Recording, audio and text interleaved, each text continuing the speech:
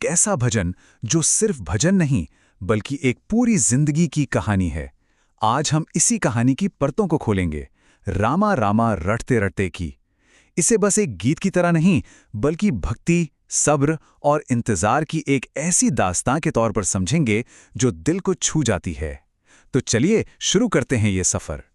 और भजन की शुरुआत होती है इसी एक लाइन से, रामा रामा रटते रटते बीती रे उमरिया। जरा सोचिए, बस इन कुछ शब्दों में ही एक पूरी जिंदगी का सार सिमट गया है। ये एक लाइन ही हमें उस अटूट विश्वास और लंबे, बहुत लंबे इंतजार की दुनिया में खींच ले जाती है, जहां किसी ने अपनी पूरी उम्र गुजार दी। तो सवाल उठता है, ये आवाज किसकी है? ये इंतजार किसका है? ये कोई काल्पनिक कहानी नहीं है बल्कि एक बहुत ही खास भक्त के दिल से निकली आवाज है। ये कहानी का वो केंद्र है जहां एक इंसान की पूरी जिंदगी बस एक नाम और उसके इंतजार के इर्द गिर्द घूमती है। और वो भक्त हैं शबरी। ये भजन असल में शबरी की ही कहानी है, और सबसे खूबसूरत बात यह है कि ये कहानी उन्हीं के शब्दों में हम तक पहुंचती है। शबरी अपना परिचय कैसे देती हैं? वो कहती हैं, मैं शबरी भिलनी की जाई, भजन भाव नहीं जानू रे। मतलब मैं भील जनजाति की एक साधारण सी औरत हूं। मुझे पूजा पाठ के बड़े बड़े नियम, तौर तरीके ये सब नहीं आते। देखिए कितनी सादगी है, कितनी विनम्रता है इन शब्दों में। वो मान रही हैं कि उन्हें शास्त्रीय ज्ञान नहीं है। और यहीं पर यह कहानी एक बहुत ही दिलचस्प मोड़ लेती है। शबरी जिसे अपनी कमी समझ रही हैं, यानी रीति रिवाजों का ज्ञान न होना, असल में वही उनकी सबसे बड़ी संपत्ति है। उनके पास ज्ञान नहीं तो क्या हुआ, उनके पास कुछ उससे भी कहीं ज्यादा कीमती है, शुद्ध भाव, एक सच्चा और निर्मल मन। तो शबरी का ये जो शुद्ध भाव था, वो सिर्फ मन में रखने वाली कोई चीज नहीं थी। ये उनके हर दिन के काम में, उनके जीवन में उतर चुका था। चलिए देखते हैं कि उनका ये प्रेम हर रोज एक खूबसूरत अनुष्ठान का रूप कैसे लेता था। उनका अनुष्ठान बहुत सीधा साधा था। देखिए, हर सुबह जंगल जाना, फिर वहां से बड़े ध्यान से एक एक करके सबसे अच्छे फल चुनना, और फिर उन्हें बड़े प्यार से अपने प्रभु के लिए भेंट के तौर पर तैयार करना।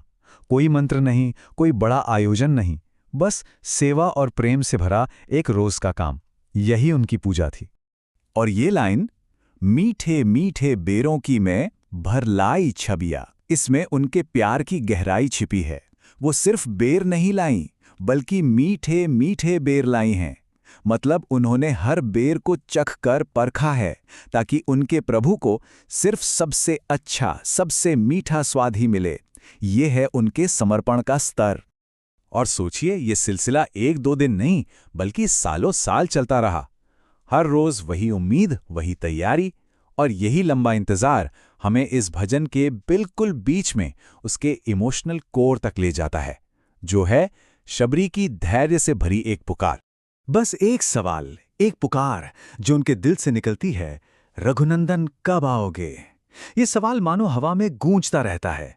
इसमें एक मासूम सी उम्मीद है और सालों के इंतजार की एक मीठी सी टीस भी है। और वो ये नहीं कह रही कि मैं तुम्हारे पास आऊंगी। वो कहती हैं, रघुनंदन कब आओगे भिलन की डगरी, यानी आप मेरे इस छोटे से साधारण से रास्ते पे कब आओगे। ये उनकी विनम्रता की पराकाष्ठा है। वो अपने प्रभु को अपने घर, अपनी दुनिया में बुला रही हैं। ये बात उनकी भक्ति को और भी गहरा बना देती है। तो फिर इस पूरी कहानी का, इस पूरे भजन का सार क्या है? इसका सबसे जरूरी संदेश क्या है? अब वो बिल्कुल साफ होने लगता है। संदेश ये है कि प्रतीक्षा ही पूजा है। जी हाँ, उनका वो इंतजार ही उनकी सबसे बड़ी पूजा थी। ये भजन हमें यही सिखाता है कि सच्ची भक्ति किसी दिखावे या बड़े बड़े कर्मकांड में नहीं है। वो तो शबरी की तरह उस शुद्ध इंतजार में है जिसमें अटूट विश्वास और प्रेम हो। जब ऐसा हो तो इंतजार करना खुद ब खुद सबसे बड़ी उपासना बन जाता है।